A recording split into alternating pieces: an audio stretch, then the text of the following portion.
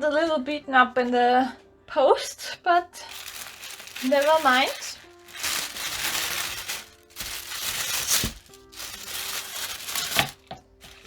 Ooh, this one is really beautiful. Liquid landscape, okay. Graphite. I guess one, yeah, water soluble. I think a mint. And some paints. Scroll sign. Is there any artist I know? No, but awesome art. Then the liquid landscape, which is very beautiful, from this artist. And some paper.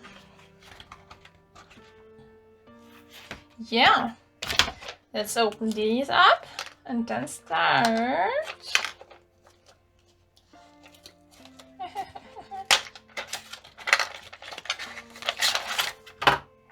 I still have one of those, but I think this is a different one than the last one. Ooh, graphite.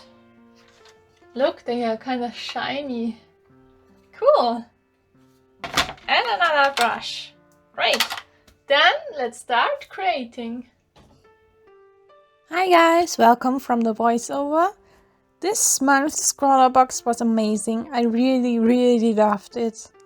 The liquid landscape was a quite interesting prompt.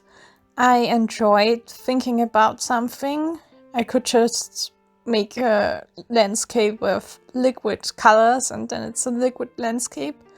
Or, and that's what I did, I wanted to incorporate the liquid a little more into the landscape itself too. When you paint a larger landscape with things tinier, then it's getting harder to make it look liquid because you are just painting silhouettes and not the whole very detailed object. So the liquidiness wouldn't have been so visible.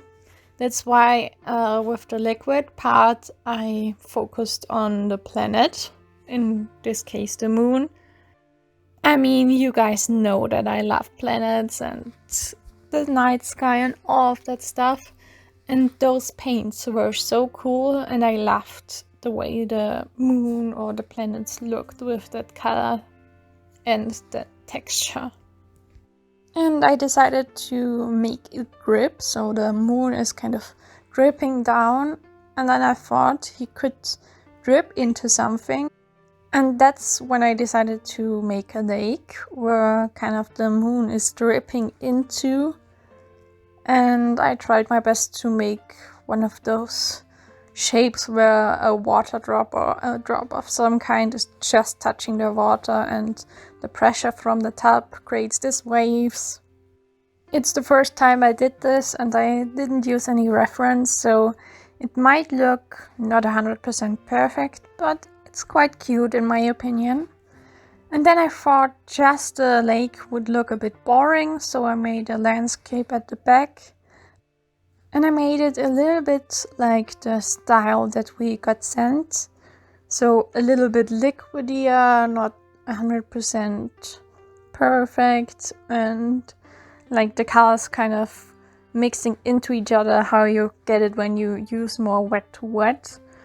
But later on I decided to make it more detailed then.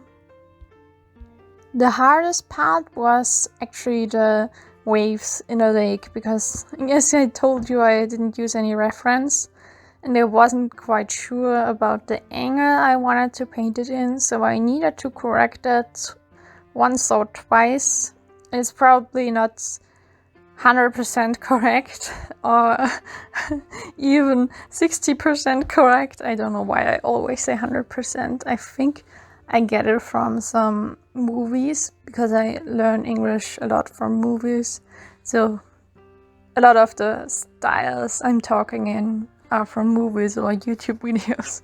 Anyway, it's probably not accurate to how it would really look like, but I think you get what I was trying to create, and it's quite a cool style, I think.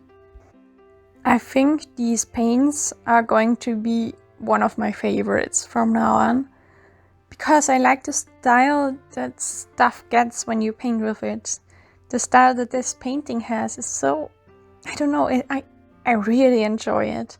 It has a little shininess, but not too much, and it's textured and it's beautiful. I can't even find the words that describe it, but I think it would look amazing in a children's book, and it's perfect for all of the ideas that I have found for it. So I love this box.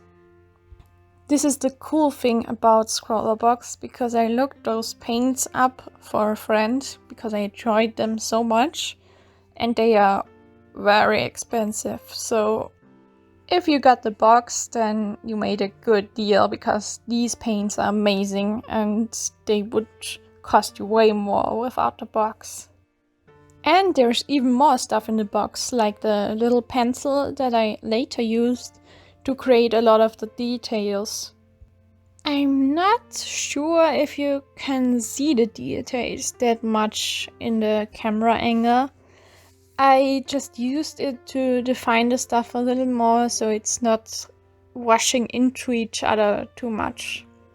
It was getting a little bit too monochromatic, and I wanted some more details in the moon too, just to make sure that it still looks like a moon and not like a little blob on the top.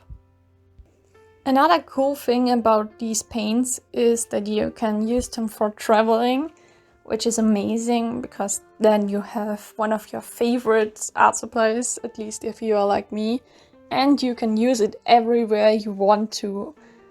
There's also that brush that is quite cool. It's a little bit thick for my style, but you can definitely work with it. Of course, it's not the highest quality, but I've never seen a different kind of brush. Maybe you can only use plastic for those water brushes. But they are useful and great for traveling, and I think you can create a lot of cool stuff. The paper in there is fine too. It's not the thickest, but also not the thinnest paper you can use for watercolor, and they work quite well with the watercolors, or graphite colors, I'm sorry, but I keep saying watercolors because they are like watercolors, and yeah. But they are not, I know, they are a pretty cool new thing, and I think it's going to get a lot more popular in the next few years, maybe. Anyway, whatever you want to call the colors that we got, they work great with the paper. So I'm pretty happy all in all with that box, and I am pointing out every detail for you guys so you know what really is in the box and how I liked it. And I do love Scrawlrbox in general, but I just want to show you everything that comes with it. So if someone out there wants to make a decision, they know all the details. But this box, I can't find anything bad. It's really, really great. So if you don't want to subscribe to Scrawlrbox, you can still consider just buying this box, and it would be definitely worth it. I really, really enjoy it. Yeah, I think you know this by now, guys. Anyway, I hope you had fun with the video, and I hope it was useful to you, and we will see each other next week. Bye!